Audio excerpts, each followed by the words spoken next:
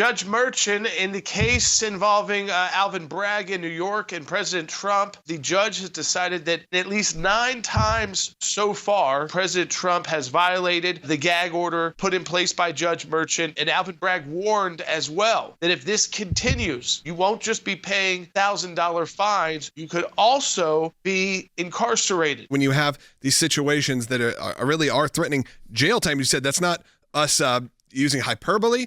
Will, this is what was stated from the judge if he continues to talk. That's right. In the order, it says, defendant is hereby warned that the court will not tolerate continued willful violations of its lawful orders, and that if necessary and appropriate under the circumstances, it will impose an incarceratory punishment. That's some sort of jail, as Jordan just described. Yeah. I mean, that is a very serious accusation there, because what they're saying is, we'll give you one more chance, but you know what? You do this again, and we're not going to be so nice necessarily, and just give you these $1,000 fines and let you say whatever you want. Now, on the flip side, what could President Trump's legal team do now? They could start challenging these. They could start appealing these to the next level in court. Remember, in a New York State court, that would be a court of appeals, which is a higher court, and there's special court of appeals for these. So you would start saying, hey, these gag orders are overbroad. We believe this is wrong, so we're going to start challenging them. I think for somebody like President Trump, who's not going to stop talking likely, they should do that as quickly as possible with a client like President Trump, because he is going to come out every day and give his rundown of the case, and they are taking that plus his comments on truth and using it to say, yep, here's the violation of the gag order. We have to fine him. Judge, you've got to fine him, and next time around, you're going to put him in jail. Remember, he threatened the attorneys, too. He said, you are losing credibility in the court by even arguing that these gag orders are inappropriate. So there's a big divide in this court about whether these gag orders are correct. Let's go first to Veronica, who's got a very specific question. But you want to hold a long time, Veronica, so I didn't want to keep you waiting any longer. Watching on YouTube, go ahead. My question is, I'm not a legal person, but I'm one of we the people.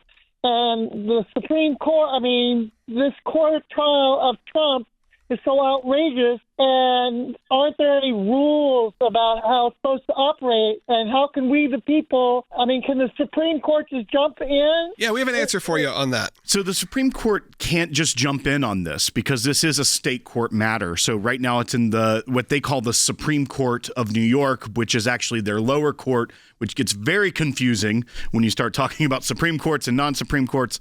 But this court it's in state court currently. So in theory, for the judicial system to work itself out and for the president to be able to appeal these things, it would have to go up the chain all the way through state courts and then get final judgment from the final court in New York before the Supreme Court could jump in on this matter. So it's not an immediate remedy. And that's why you've seen in many of the other cases, like the immunity order and things of that nature, which even were in federal court, had to go through the levels of the judicial system before it could even reach the Supreme Court, like that case is now. So that wouldn't be a short-term fix. It would take some time. Let's go ahead and keep this going. Let's go to Ann, who's calling. Watch on Facebook in Pennsylvania. Ann, welcome. So, I've been like you guys. I've been on this pro-life fight for decades, and I thank God for you guys. What you have done for life, for starters, unconstitutional gag orders are just that, unconstitutional.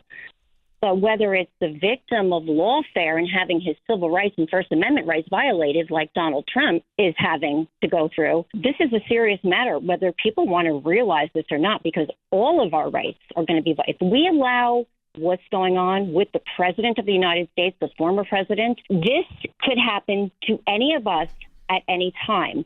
So now, as far as like the First Amendment rights, as far as like abortion and verbalizing support for Israel, yes, like you said, you basically said this about whatever you were referring to, but you said the U.S. has to stand, period. Yeah, absolutely. The U.S. has to make sure that we are still, as Jordan said, that shining city on a hill, if you will, that's always going to be there to set the example for how the rest of the world reacts. And right now we are failing. And to your point, Ann, as well, you bring up the protests that are happening on university campuses. It's pro-life speech that they're trying to regulate out, that they're trying to pass laws to make it a criminal or civil violation if you engage in that activity. It's not pro-Hamas, pro-terrorist speech that we're seeing take over university campuses across the country, canceling commencements, breaking into buildings, lawlessness, tearing down police barricades. That's not happening from pro-life counselors. That's happening from the radical pro-Hamas left. And they're not the ones that are having laws passed against them. It's the pro-life counselors that are. Robin in Nevada, you're on the air. Hi, thanks for taking my call. I just wanted to express my outrage when they're trying to keep Trump from being out there campaigning. The election interference seems like it should be in a dictatorship country, a country where there's corruption. I'm just appalled. Yeah, I think that a lot of people feel that way. A lot of people feel like they are sort of the victim of this kind of attack. And we are seeing it, though, beyond Trump. We are seeing it beyond the White House. We are seeing it in a deeply, deeply disturbing spiritual way here.